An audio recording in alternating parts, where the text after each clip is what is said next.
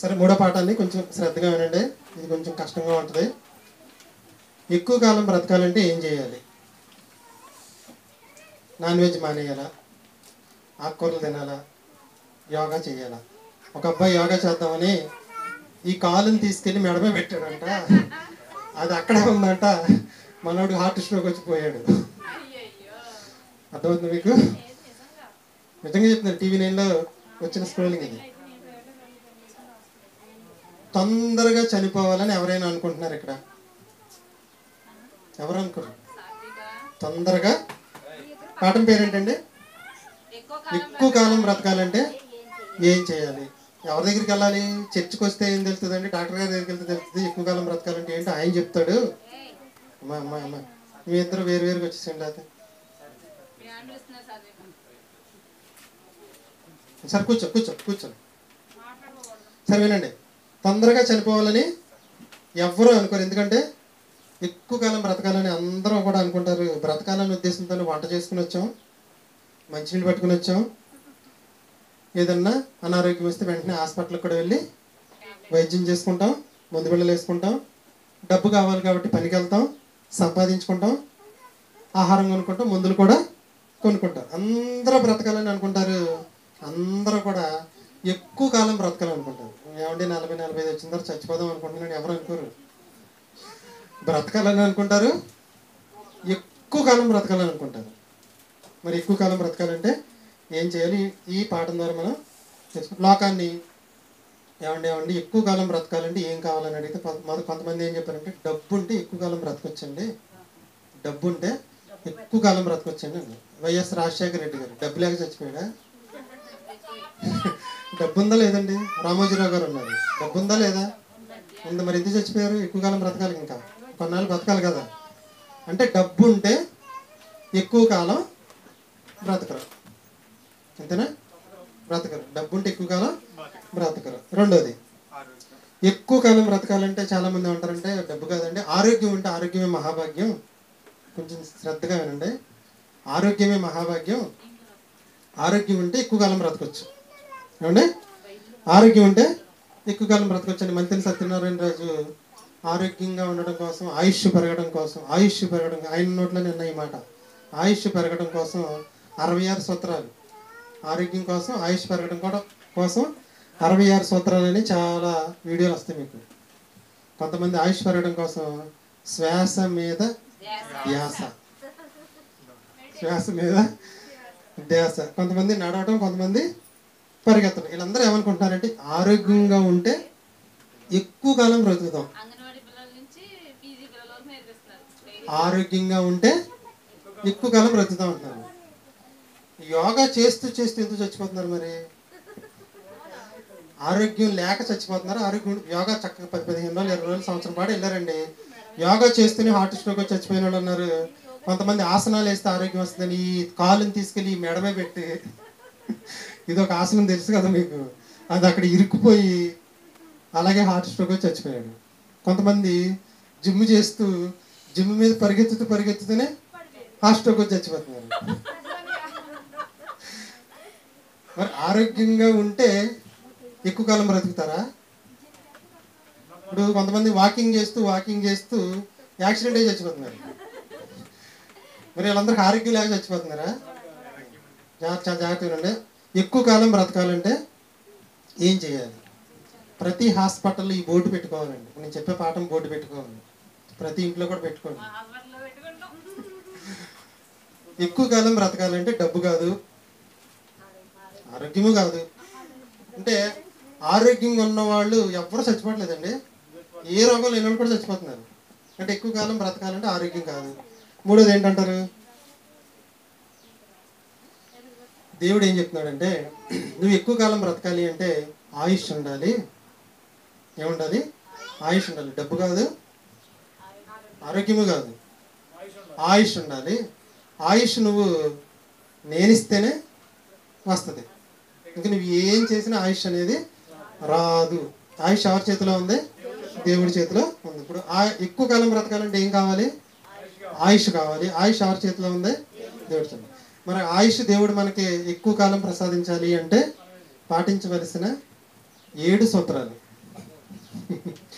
ఆయుష్ పెరగడం కోసం చేసే యాగం అనుకోండి పోనీ.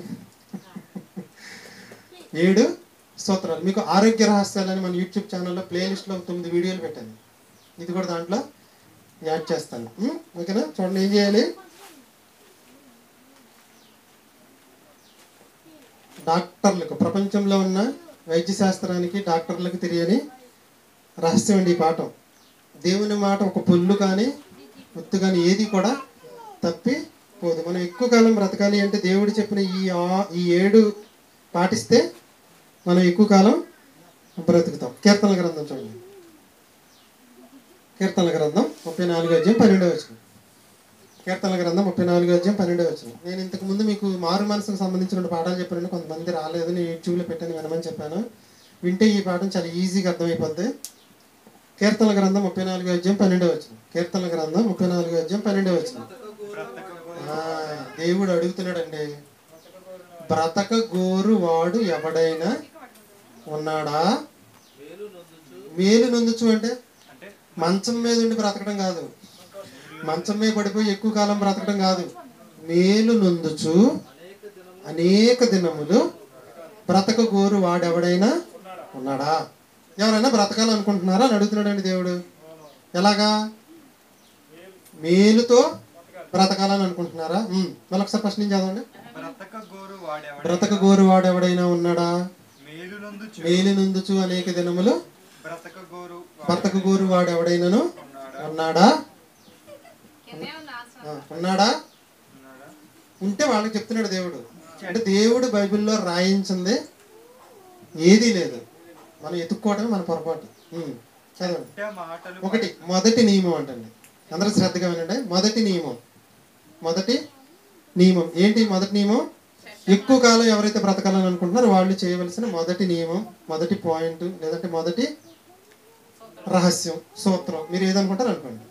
మొదటి సూత్రం ఏంటంటే, చెడ్డ మాటలు పలకకుండా తన నాలుకను, కపటమైన మాటలు పలకకుండా నీ పెదవులను కాచుకొనుము. చెడ్డ మాటలు పలికితే దేవుడు మన ఆయుష్ని తగ్గించేస్తాడు. కపటమైన మాటలు మాట్లాడితే దేవుడు మన ఆయుష్ని తగ్గించేస్తాడు.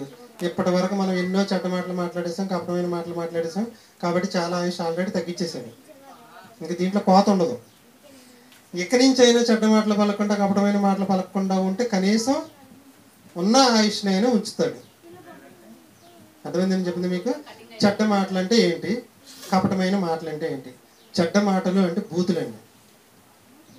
చెడ్డ మాటలు అంటే బూతులు. ఇంటి దగ్గర కానీ, ఇంటి పక్కన కానీ, బయట కానీ ఎక్కడైనా గొడవ అయిందనుకోండి, అసలు మాట్లాడే బూతులు ఎక్కడెక్కడి నుంచో వస్తాయి.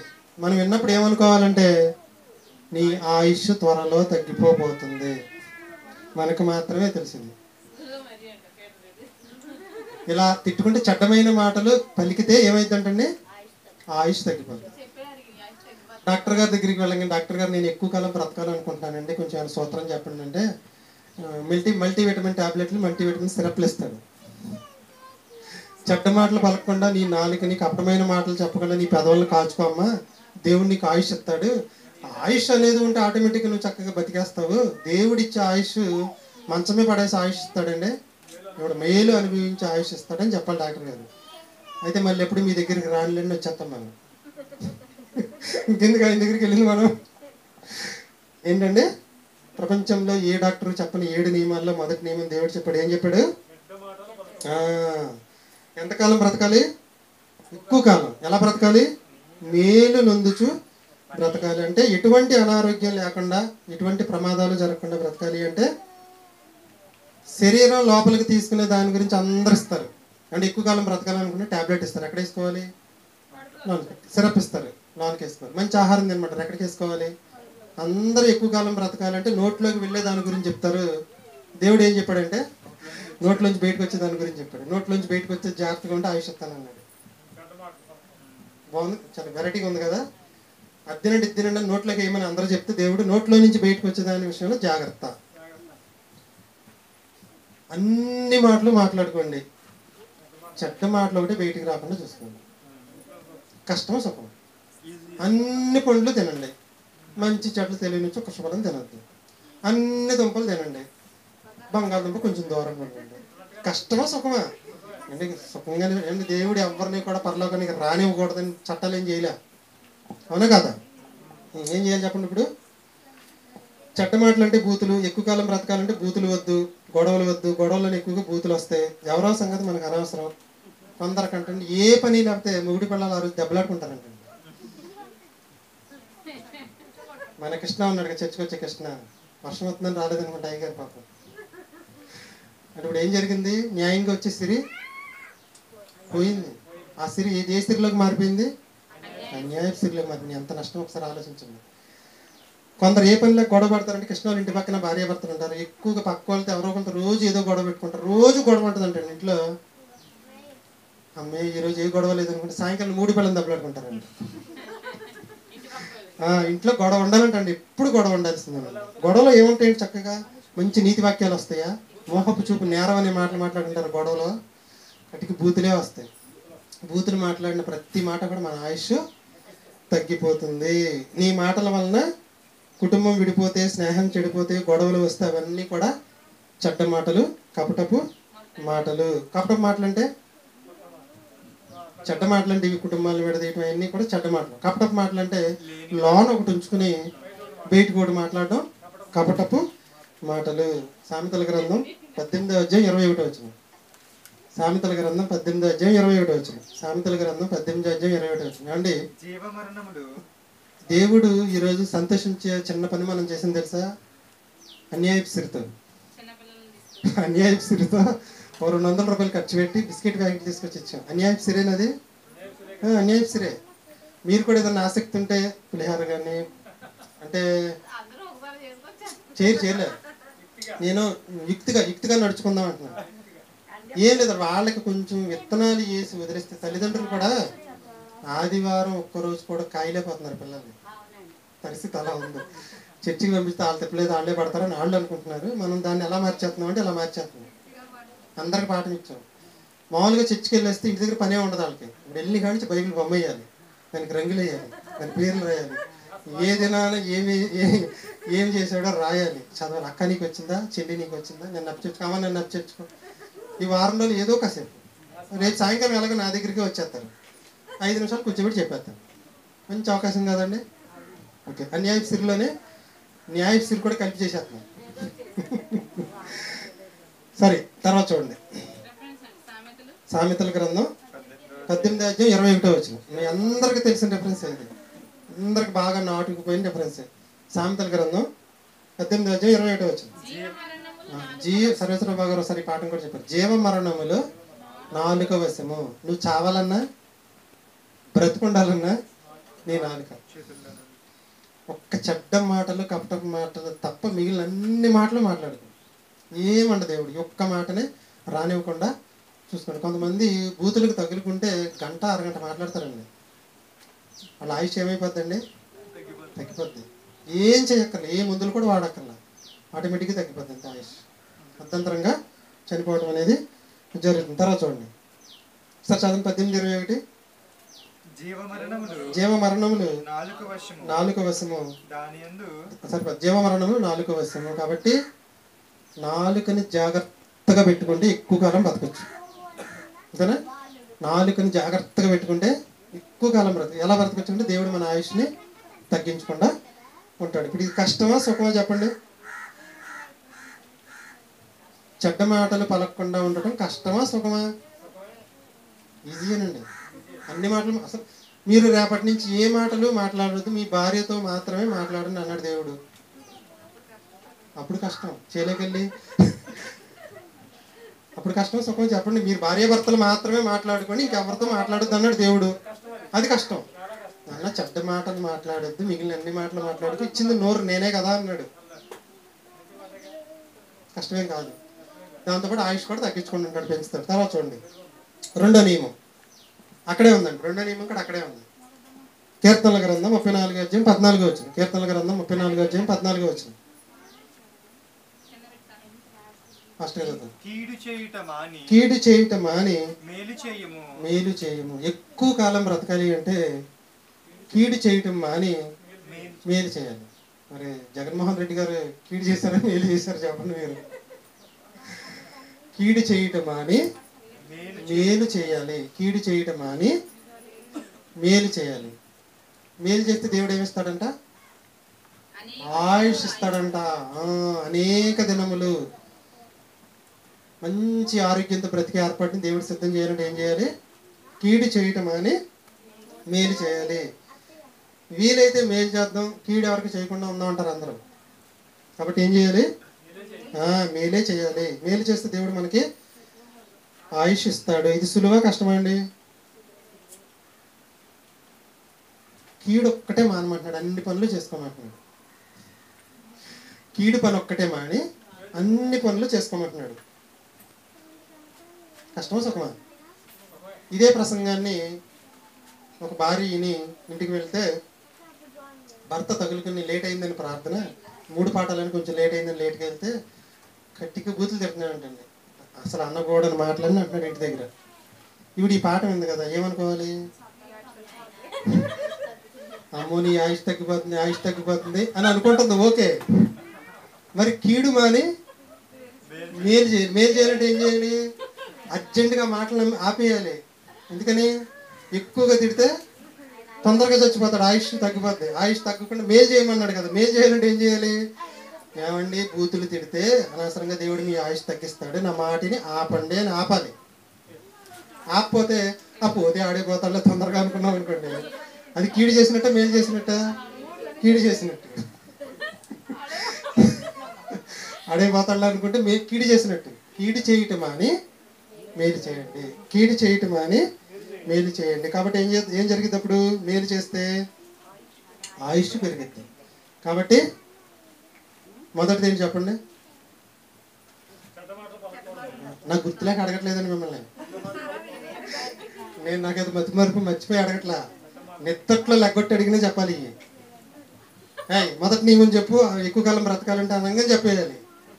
చెడ్డ మాటలు పలకకుండా, కపటపు మాటలు పలకకుండా తన నాలుకను కాచుకును, జీవ మరణములు నాలుక వశము టక్మని చెప్పేసేయాలి. రెండోది, కీడు చేయటం అని మేలు చేయాలి. ఏమండి, ఇది మీకు ఒక్కొక్క పాయింట్ 1.5 పాఠం మీకు సింప్లిఫై చేసి ఈజీగా చెప్పేస్తుంది.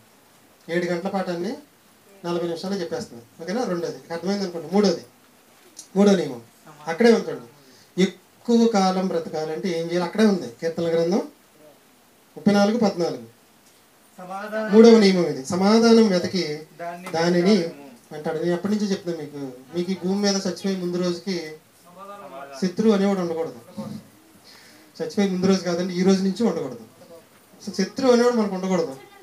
శత్రువు అన్నాడు, ఉదాహరణకి మన ఇంటి పక్కన, ఇంటి ఎదురో, ఇంటి వెనక ఎవరో అనుకుందాం, 52 ఇంచెస్ టీవీ తెచ్చేసారు, చక్కగా బిగించుకున్నారు, మంచి సౌండ్ పెట్టారు. ఇక్కడ మనకి బీపీ రేజ్ అయిపోద్ది, సాయంకాలానికి తలకాయ అయిపోతుంది.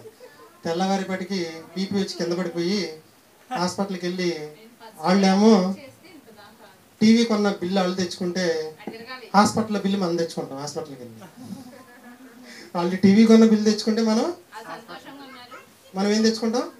హాస్పిటల్కి వెళ్ళి మందుల బిల్లు తెచ్చుకుంటాం. అవసరం అంటారా మనకి? సమాధానం అంటే శత్రువులు అనేవాళ్ళే మన జీవితంలో మనకి ఉండకూడదు. ప్రశాంతంగా ఉంటాం. వాడు నాకు శత్రువు అని అనుకున్నామంటే ఆటోమేటిక్గా మన ఆరోగ్యం పాడైపోద్ది. ఎందుకు పాడైపోద్ది అంటే దేవుడి నియమాన్ని మనం ధిక్కరిస్తున్నాం కాబట్టి మన ఆరోగ్యం పాడైపోతే ఆటోమేటిక్ ఆయుష్ కూడా తగ్గిపోతుంది. కాబట్టి మూడోది ఏంటండి?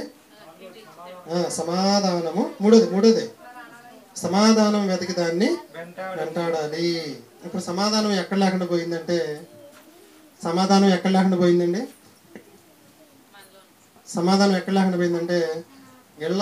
మన ఇళ్లలోనే సమాధానం లేకుండా పోతుంది. భార్యకి, భర్తకి, అత్తకి, మామకి, అల్లుడికి, కూతురికి, కొడుక్కి, కూతురికి, మామకి, మనవరాలకి, మామకి, అన్నకి, చెల్లికి, అన్నకి ఏమి లేదు సమాధానం ఎప్పుడైతే ఉండదో అప్పుడు ఆటోమేటిక్గా ఆయుష్ తగ్గిపోతుంది. ఎంత ఘోరమో చూడండి. ఆయుష్ తగ్గడం అంటేనండి, ప్రపంచంలో ఎవరైనా ఏదైనా ఇవ్వగలరు, కానీ ఆయుష్ మాత్రం దేవుడు ఒక్కడే. ఒక హిజ్కియా గారికి 1 రోజు 2 రోజులు కాదంట, 15 సంవత్సరాల ఆయుష్ అంటే ఒకసారి ఆలోచించండి. అంత పవర్ ఉంది దేవుడి దగ్గర. సింపుల్గా దేవుణ్ణి మెప్పించి ఆయుష్ పెంచుకోవాలి మనం. దేవుణ్ణి మెప్పించి ఆయుష్. ఇప్పుడు హరిబాబుకి, రాజేష్కి దేవుడు ఆయుష్ ఇస్తాడా? ఎవడా? మన ఎగ్జామ్ రాశారు కదండి 10 మంది. వీళ్ళని చంపుకుంటాడండి దేవుడు. ఎందుకు? నా గ్రంథాన్ని ఎంతగా చదువుతున్నారు అంటే వీళ్ళకి ఇంకా కొంచెం ఆయుష్ పెంచాలి, మన వాళ్ళందరికీ కూడా ఆయుష్ పెంచాలని దేవుడు అనుకుంటాడు. ఎందుకు అనుకుంటాడంటే మిగిలిన వాళ్ళు ఎవరు చదవట్లేదు కదా, బైబిల్ చదవట్లేదు, బైబిల్ నేర్చుకోవట్లేదు, పరీక్షలు కూడా ఇంత ఇదిగా ఎవరు కూడా నేర్చుకోండి. కాబట్టి మనం బైబిల్ నేర్చుకుంటే ఆయుష్ అనేది పెరుగుతుంది. అది 7వ పాయింట్లో వస్తుందని చెప్తాను.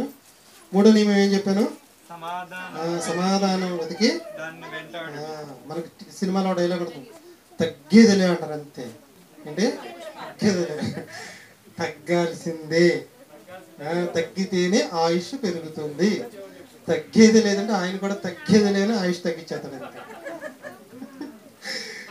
అంతే. పగతో ప్రతీకారంతో బ్రతకకూడదు. పగతో ప్రతీకారంతో బ్రతకకూడదు. పగ తీర్చడం ఆయన పని, ప్రతిఫలం ఇవ్వడం కూడా ఆయన పని. ఎక్కువ కాలం బ్రతకాలంటే 4 నియమాలు చెప్పండి ఒకసారి. చెడ్డ మాటలు పలకుండా, కపట మాటలు పలకుండా, తన నాలుకను కాచుకొని, జీవమరణము 4 వశము. 2వది కీడు చేయటం అని మేలు చేయాలి. ఎక్కువ కాలం బ్రతకాలంటే 3వది ఎక్కువ కాలం బ్రతకాలి అంటే సమాధానం వెతికి దానిని వెంటాడాలి. 4వది చెప్తాను. ఎఫెసీయులకు రాసిన పత్రిక 6:2. 4వ నియమం మీ అందరికి తెలిసిందే. దీనికి సంబంధించి కుదిరితే వచ్చే వారం కానీ పై వచ్చే వారం గంట పాఠం అని చెప్తాను. సింపుల్గా 5 నిమిషాలు చెప్పేస్తాను. ఎఫెసీయులకు రాసిన పత్రిక 6:2. మీకు తెలిసిందేనండి. ఎఫెసీయులకు రాసిన పత్రిక 6:2. నీకు మేలు కలిగినట్లు నీ తల్లిని తండ్రిని సన్మానింపము, అప్పుడు మేము భూమి మీద దీర్ఘాయుష్మంతుడు. దీర్ఘాయుష్ ఎవరిస్తారంట? దేవుడు ఇస్తారంట. ఏం చేస్తే? సన్మానిస్తే. అక్కడ చిన్న మాట రాయడం చూడండి, మళ్ళీ చదవండి ఒకసారి. మేలుతో దీర్ఘాయువు ఇస్తాడు, కీడుతో దీర్ఘాయువు కాదు. కాళ్ళు చేతులు ఎరగొట్టి మంచాన్ని పడేసి నేను నాన్న నీకు 20 సంవత్సరాలు దీర్ఘాయువు ఇస్తాను అనుకో, ఎవరికి ఉపయోగం అది? మేలు నందుచు బ్రతక గోరువాడు ఎవడైనా ఉన్నాడు అన్నాడు కీర్తన గ్రంథం. ఇక్కడ కూడా మేలు కలుగుటకు నీ తండ్రిని తల్లిని సన్మానించు. సింపుల్గా ఒక 5 నిమిషాలు చెప్తానండి. స్టేజ్ మీద ఎక్కించి శాలువా కప్పటం ఇది సన్మానించడం కాదు ఏమండి. ఇంకా వృద్ధాశ్రమంలో జాయిన్ చేసి డబ్బులు ఇవ్వడం సన్మానించడం కాదు. ఒక టీవీ 9లో న్యూస్ వచ్చింది ఏంటంటే, బ్రతికుండగానే తండ్రిని శ్మశానంలో మంచం మీద వదిలేసి వచ్చేసాడంటండి. వదిలేసి వచ్చేస్తే టీవీ 9 వాళ్ళు వెళ్ళి ఏంటయ్య ఎక్కడ ఉన్నావు, అసలు ఇక్కడ ఉండకూడదు, ఎక్కడ ఎందుకు పడుకున్నావు అంటే, నా కొడుకే నేను ఎందుకు పనికిరానని ఇక్కడ వదిలేసి మరి వెళ్ళిపోయాడు అన్నాడు. మీరు ఆ దుర్మార్గుని ఏం చేయాలనుకుంటున్నారు? అటువంటి వాడు పుట్టిన వాటి చచ్చిన వాటి అనుకుంటాం మనమే అనుకుంటే దేవుడు ఏమనుకుంటాడు? వీడికి ఆయుష్ని త్వరలో నేను తగ్గించేస్తాను, ఇటువంటి వాడు భూమి మీద ఉండటం అనవసరం అనుకుని వెంటనే చంపడండి. దేవుడు మనలాగా చించిన మనస్కుడు కాదు. వెయిట్ చేస్తాడు. పాపం పండిన తర్వాత దెబ్బ కొడతాడు. అవునా కదా? ఇప్పుడు చూడండి. అలాగే ఇవాళ చాలా మందిని వృద్ధాశ్రమాల్లో వదిలేయటం అనేది జరుగుతుంది. ఎవరైతే వృద్ధాశ్రమాల్లో వదిలేస్తారో వాళ్ళందరూ కూడా ఏం తగ్గిపోద్ది అంటే ఆయుష్ వెంటనే దేవుడు తగ్గించి, వీళ్ళు ఆయుష్ పెరగడం కోసం ఇంట్లో ఆసనాలు వేస్తుంటారు, సైకిల్ తొక్కుతుంటారు. ఆయుష్ తీసుకెళ్ళి వృద్ధాశ్రమంలో పెట్టారు. అవునా? ఫస్ట్ అంటే సైకిల్ తొక్కుతాడంట మనిషి. సైకిల్ తొక్కితే ఏ భాగంలో నొప్పి వస్తుంది చెప్పండి? కాళ్ళు. Very good. సైకిల్ తొక్కితే కాళ్ళు నొప్పి వస్తుందని బండి కొనుక్కున్నా. బండి అయితే కాళ్ళు నొప్పులు రావు. Very good. హరిగారు చెప్పండి, కరెక్ట్గా చెప్పండి. నడుము నొప్పి వస్తుంది. బాగా నడుము నొప్పి వచ్చిందని కారు కొనుక్కున్నా. కారు కొనుక్కుంటే ఏమొస్తుంది? బండి నొప్పి రాదు, పొట్ట వస్తుందండి. అసలు కదలం కదా, పొట్ట ఎదురుకు వస్తుంది. కారు నడిపడానికి ఎక్కువ పొట్ట వస్తుంది, చూసుకోండి. పొట్ట వస్తుంది. పొట్ట వచ్చింది కదా అని జిమ్కి వెళ్ళారు. జిమ్కి వెళ్తే ఆడు ఏం చెప్పాడంటే, నాన్న సైకిల్ దొక్కినప్పటి నుంచి అంటే లైఫ్ సైకిల్ అంటారు దీన్ని. ఏమంటారు? మళ్ళీ సైకిలే దక్కమన్నాడు. Life cycle. ఇవాళ ఆయుష్ ఇవ్వవలసిన తల్లిదండ్రులు తీసుకెళ్ళి వృద్ధాశ్రమంలో పడేసి వీళ్ళు ఇక్కడ ఇంట్లో సైకిల్ దొక్కుతున్నారు. ఆయుష్ ఎలా అవుతుంది? ఆరోగ్యం ఉంటే ఎక్కువ కాలం బ్రతకొచ్చని ఆరోగ్యం కోసం ఆసనాలు, విత్తనాలు అన్ని ఉపాయాలు చేస్తున్నారు. అసలైన ఆయుష్ని తీసుకెళ్ళి అక్కడ పెట్టారు. ఆయుష్ వస్తుందండి? పెరగదు. అందుకే దేవుడు ఆయుష్ని ఏం చేస్తానన్నాడు? తగ్గిస్తాడు. తల్లిదండ్రులు ఎవరైతే సరిగ్గా చూసుకోకపోతే వాళ్ళకి ఆయుష్ అనేది దేవుడే తగ్గిస్తారు. మీ అందరికీ తెలుసు, అత్త అంటే తెలుసు, మామ అంటే తెలుసు. పెళ్ళైన తర్వాత అత్త మామ అంటే brother in-law, mother in law, father in law. చట్ట ప్రకారం మీ అత్త మామే నీకు అమ్మ నాన్న. ఇక్కడ నువ్వు వీళ్ళని జాగ్రత్తగా చూసుకుంటే అక్కడ మీ అమ్మ నాన్నని, మీ తమ్ముడు మీ అన్నయ్య వాళ్ళకి సంబంధించిన భార్య వస్తుంది కదా, వాడు కూడా అక్కడ చూసుకుంటారు. కోళ్ళు అంటుందంట, ఏమండి మా అన్నయ్యకి మొన్నే పెళ్లి చేసాము, వచ్చింది పెద్ద గయ్యాడి, అసలు మా అమ్మ మా నాన్న యాగనివ్వట్లేదండి అని అందంట. నవ్వుతున్నాడంట భర్త. ఏంటండి నవ్వుతున్నారంటే, యాగలేకపోతున్నావు అంటున్నావు, నీ కొడుక్కి మా అమ్మ తాత ఎవరో తెలుసా అని అడిగాడంట. వీడు మా అమ్మ తాత అంటే ఎవరు నానా అంటున్నాడంట. పెళ్ళి అవ్వగానే అత్తగారిని మామగారిని వృద్ధాశ్రమంలో జాయిన్ చేసేసింది. ఈవిడ జాయిన్ చేసేసి ఏమంటుంది, వాళ్ళమ్మ నాన్న వాళ్ళ అన్నయ్య నుంచి వచ్చిన కోళ్ళ చూడలేదని చెప్తుంది. అలా ఉంది పరిస్థితి. నువ్వు చేస్తున్నది ఏమిటి, చెప్తున్నది ఏమిటి? ఇవాళ ఆకుకూరలు తినండి, ఏమండి, మాంసం మానేయండి, విత్తనాలు తినండి, గుడ్డు మానేయండి, ఏమండి, యోగా చేయండి, నడవండి, పరిగెత్తండి, ఆసనాలు వేయండి, జిమ్లో జాయిన్ అవ్వండి. ఇవన్నీ ఆరోగ్యంగా ఉండడానికి చేస్తున్నారు. గుర్తుంచుకోండి, జిమ్ చేయటం తప్పండి. ఇవాళ క్రైస్తవ ప్రసంగికులు చాలామంది మంత్రిని సత్యనారాయణ ఆరు పోషిస్తుంటున్నారు. గడ్డి తినమంటున్నాడు, గడ్డి పశువులు తింటాయి కానీ మనుషులు తింటారా అని అడుగుతున్నారు. తోటకూర గిడ్డే కాదా? గుర్తుంది అసలు వీళ్ళకి? తోటకూర గిడ్డే కాదండి. మరి పొనగంటి కూర గేదలు కోసేసి గిడ్డే, అది కూడా. మరి గిడ్డి తినమంటాడు అంటారేంటి? గుర్తుంచుకోండి, ఆరోగ్యం కోసం ఇవన్నీ చేయాలి. ఇవన్నీ జిమ్ చేయాలి, యోగా చేయాలి, ఆసనాలు వేసుకోవచ్చు, మంచి ఆహారం తినొచ్చు, ఆకుకూరలు తినొచ్చు. గోధుమ నారుని అంటే జ్యూస్ చేసి తాగితే ప్యూర్ బ్లడ్ పడుతుంది. పశువులు గడ్డి తింటే మనుషులు తింటారా అని అడుగుతున్నారు. తప్పు కదండి అది. అజ్ఞానులు అండి, బైబిల్ తెలియని అజ్ఞానులు. ఆరోగ్యం కోసం యోగా చేయాలి, జిమ్ చేయాలి, అన్నీ చేసుకోవాలి. ఆయుష్ కోసం ఇది ఇప్పుడు నేను చెప్పిన 7 నియమాలు చేయాలి. ఆరోగ్యం వద్దా? ఆయుష్ ఒకటి సరిపోద్దా? ఆరోగ్యం జాగ్రత్తగా కూడా చూసుకోవాలి మనం. ఇప్పుడు చూడండి,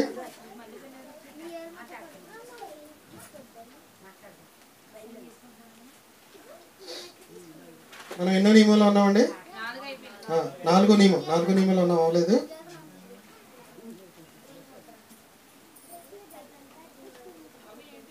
తల్లిదండ్రుల రుణం తీర్చుకోవాలంటారు. ఈ మాట అన్నారు మీరు?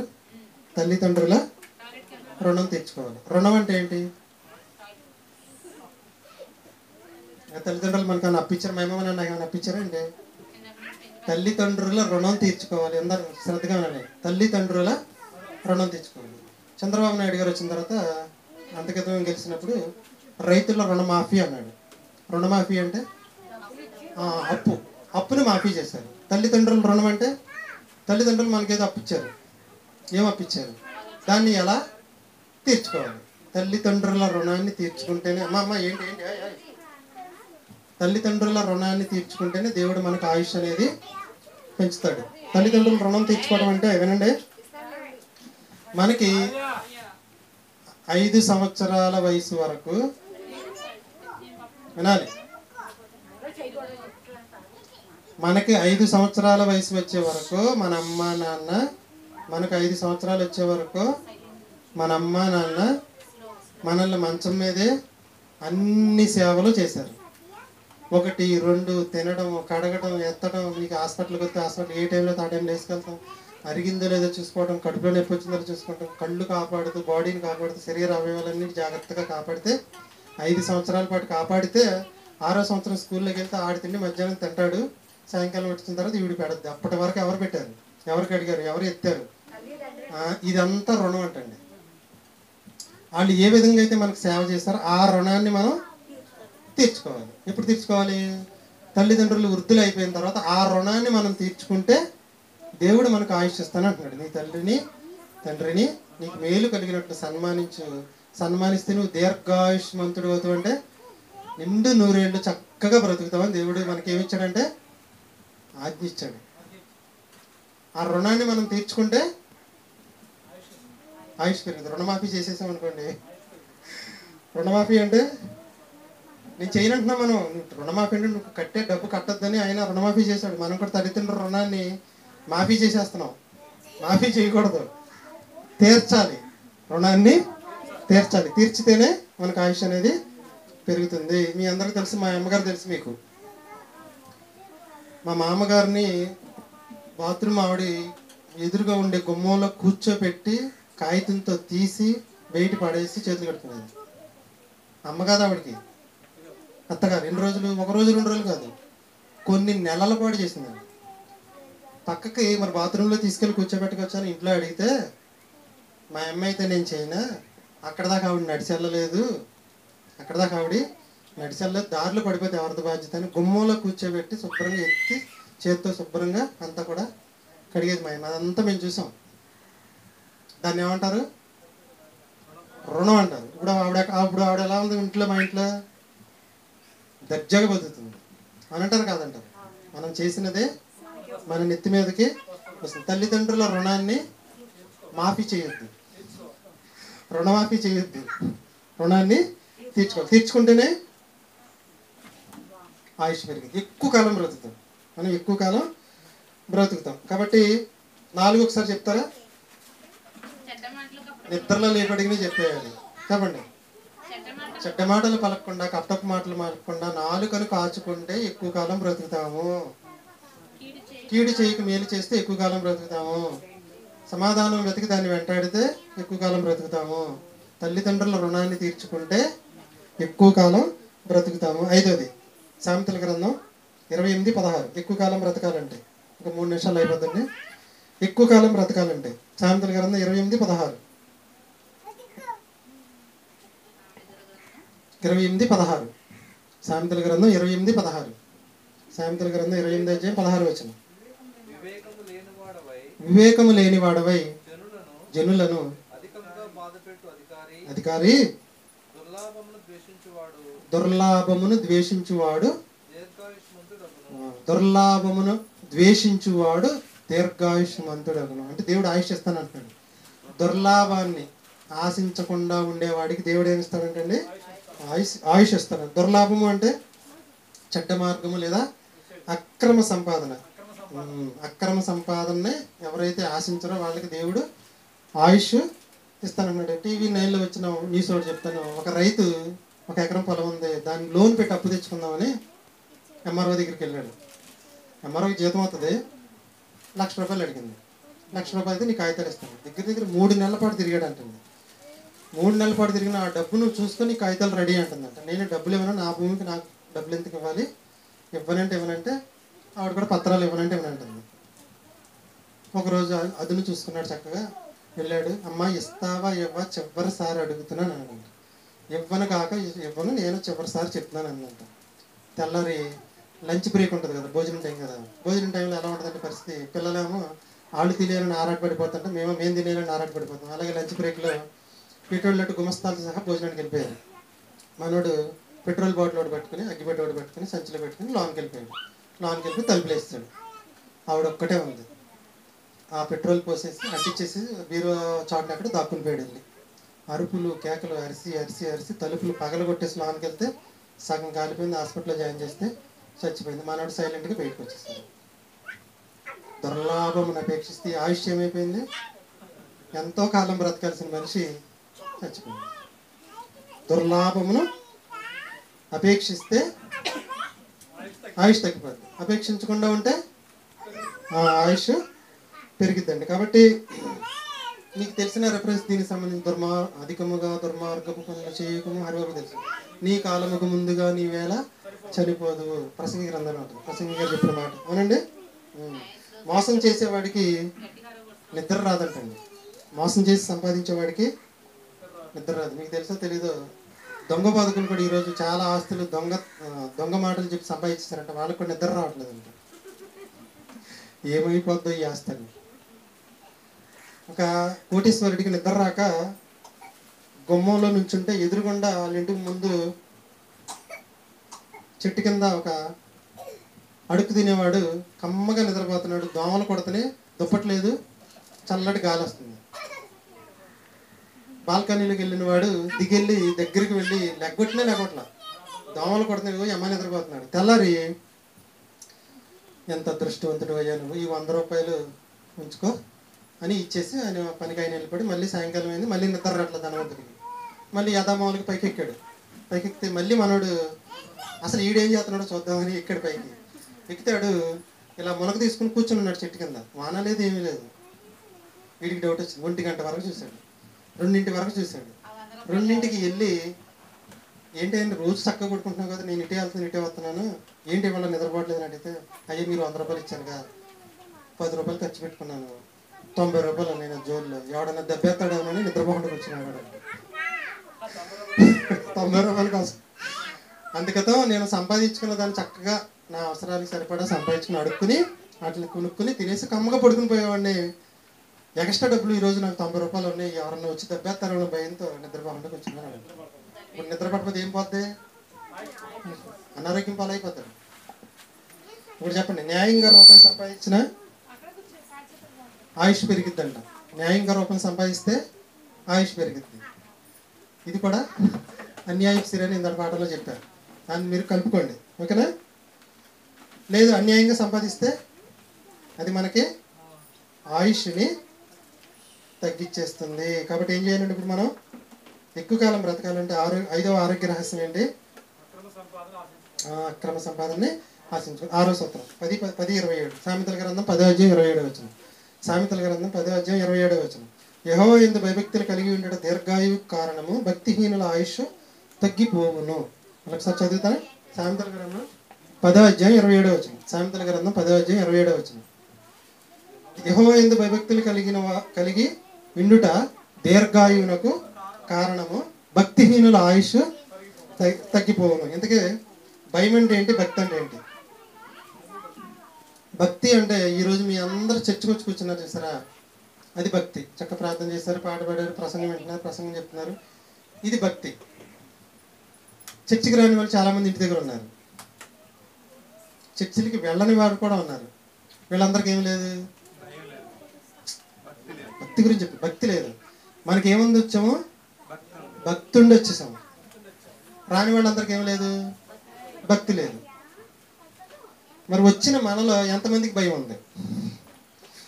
అర్థమైంది నేను చెప్పింది మీకు? భక్తి ఉంది కాబట్టి చర్చకు వచ్చామండి. మన భక్తి పరులమే, భక్తి పరులం కాబట్టి ఆదివారం అన్ని పనులు ఉన్నా. అంటే ఈరోజు ఎవరికి ఏం పని లేదా? నాకైతే 100 పనులు ఉన్నాయి, అసలు ఖాళీ లేనంత పని ఉంది. అన్నీ మానేసుకుని వచ్చా. అంటే మీకు కూడా ఏ పని లేక వచ్చారని నేను చెప్పట్లా, చాలా పనులు ఉన్నాయి. న్యాయంగా సిరి సంపాదించుకోవడానికి వచ్చారు, అవునా? అసలు ఆదివారం అంటే ప్రసాద్ అడిగితే చెప్తాడు, సాఫ్ట్వేర్ ఎంప్లాయీస్కి ఎంజాయ్మెంట్ అంటే ఎంజాయ్మెంట్ కదా ఆదివారం. ఇప్పుడు నేనేం చెప్తున్నాను మీకు, భక్తితో మనం అందరం వచ్చాం. మనకి భయం ఉందా? అదేంటి? భక్తి ఉంది, భయం ఉందా? భయము, చిన్నపిల్లవాడిని స్కూల్ ఆటో 8కి 10కి రెడీ చేసాం. మనకి భక్తి ఉందా లేదా? భక్తి ఉంది, పిల్లల్ని పంపించాలని ఉంది, ఏమి లేదు, భయం లేదు. స్కూల్లో ఒంగూరు స్కూల్ అనుకోండి, 9కి పంపించాలి పిల్లని, 9:15 పంపించాలి, 11:30కి పంపించాం. భక్తి ఉంది కానీ భయం లేదు. ఇప్పుడు అర్థమైంది మీకు? ఏం అర్థమైంది? టైంకి వచ్చిన వాడికి భయము భక్తి ఉన్నట్టు, టైంకి రాని వాళ్ళకి భక్తి ఉంది కానీ భయం లేదు. ఎవరంటే భయం లేదు? నేనంటే కాదు, దేవుడు అంటే భయం లేదు. ఇంతకీ మన ప్రార్థన టైం చెప్పగలరా మీరు? చిన్నపిల్లల క్లాస్ అనేది అంత డమ్మి, మీకే క్లాసులు. మీతో పాటు పిల్లలు అంతే. మొన్న ప్రశ్న అడిగాను, మన దేవుడిని మానవ నేత్రాలతో ఎందుకు చూడలేము? సింపుల్ క్వశ్చన్ అండి, ఎవరు రాయలేదు దీనికి ఆన్సర్.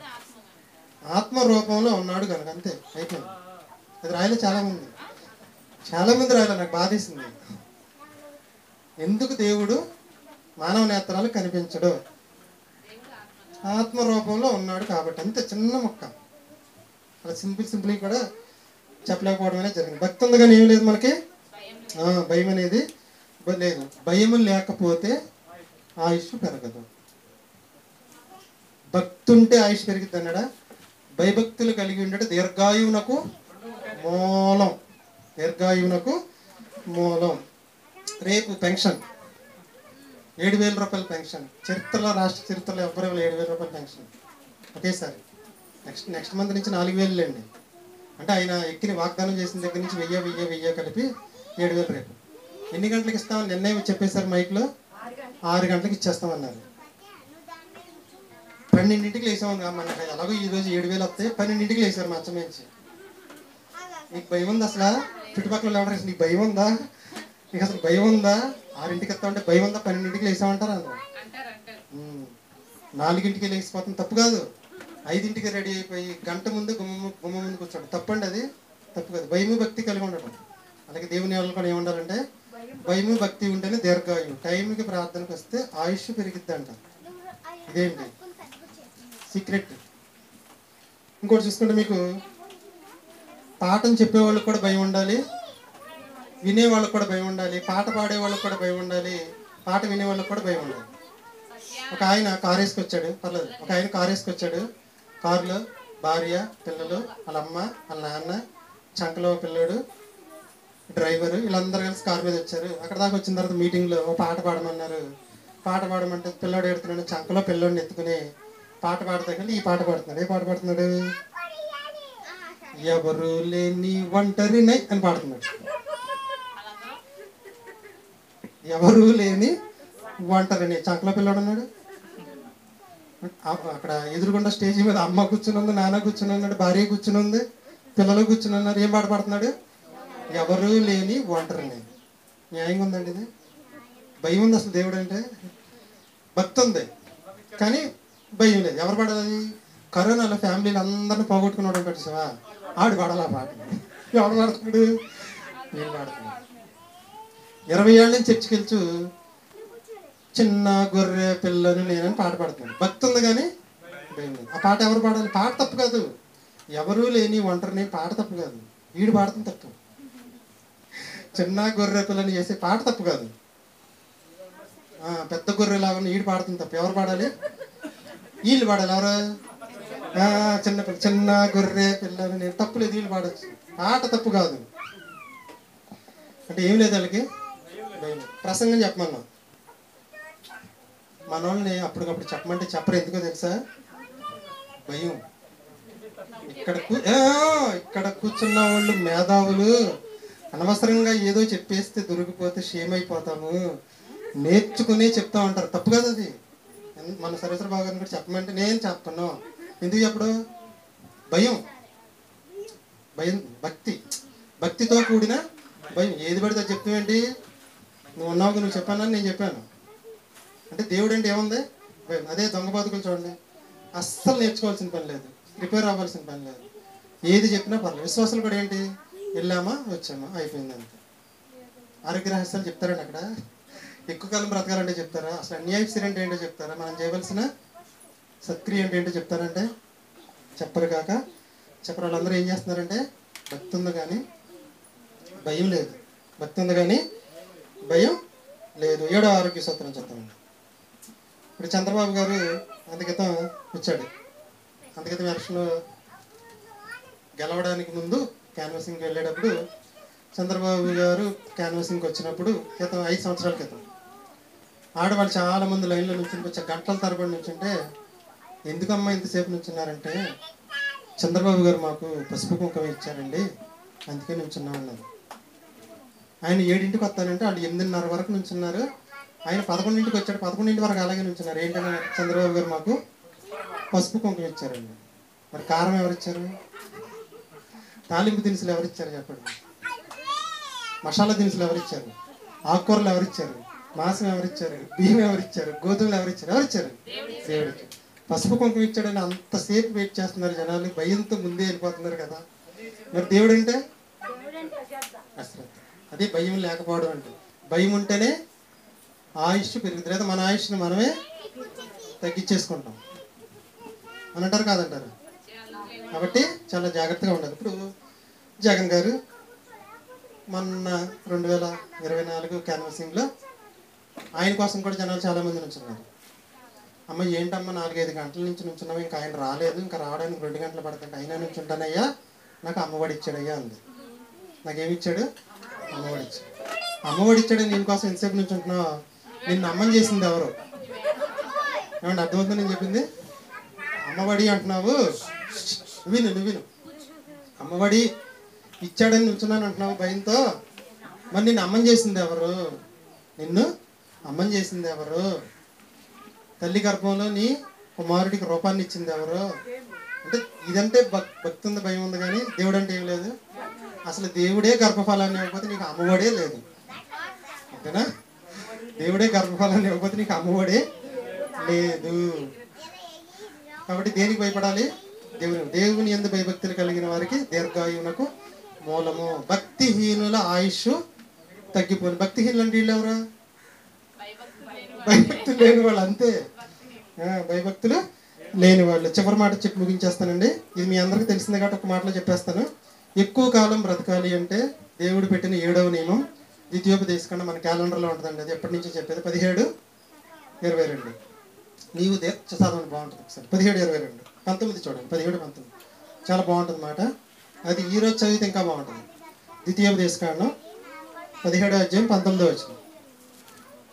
ఏమండి, కొంచెం వర్షంగా ఉందని జూన్ జూలై నెలలో నైట్ క్లాసులు తీసేసాం. కొంచెం ఇబ్బందిగా ఉంటుంది. ఓకేనా? కరెంట్ కూడా మళ్ళీ ఏమైనా ఇబ్బంది లేకుండా పోతుంది కదా. వస్తున్నాను. ద్వితీయోపదేశకాండం 17:19. అది అతని యొద్ద ఉండవలెనని, అంటే బైబిల్ ధర్మశాస్త్ర గ్రంథం. తన రాజ్యమందు తనను తన కుమారులను ఇజ్రాయేలు మధ్యను దీర్ఘాయుష్మంతులగుటకై 20వ చివరిలో ఉంటుంది. తాను తన బ్రతుకు దినములన్నిటను ఈ గ్రంథమును చదువుచుండవలెను. బైబిల్ చదివితే ఆయుష్ పెరిగిద్దంటండి. టాప్ సీక్రెట్ కదా ఇది. ఎంతసేపు చదివితే అంతసేపు మీ ఆయుష్ పెరిగిద్దంట. న్యాయంగా సిరి కూడా వచ్చేస్తుంది. కాబట్టి బైబిల్ నేర్చుకునే వాళ్ళందరూ కూడా ఆయుష్ని పెంచుకునే వాళ్ళు. ఈ మనం 6 నెలల పరీక్ష ద్వారా మీ ఆయుష్ నేను ఏం చేస్తున్నాను? పెంచుతున్నాను లేదా?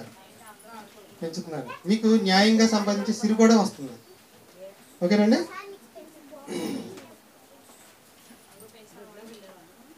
క్రితం ఆదివారం మనం వెళ్ళింది. క్రితం ఆదివారం కాదనుకోండి. లారీ వాడు మనల్ని గుద్దైపోయాడు.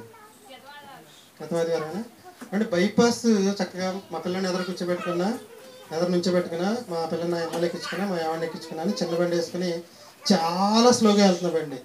బైపాస్ దాటి అవతల వైపుకి జస్ట్ అలా ఎదర చక్రం వెళ్ళింది. లారీ వాడు దెయ్యంలాగా స్పీడ్ బ్రేకర్ ఉంటుంది కదా, స్పీడ్ బ్రేకర్ కూడా దూకించుకుని వచ్చేస్తున్నాడు.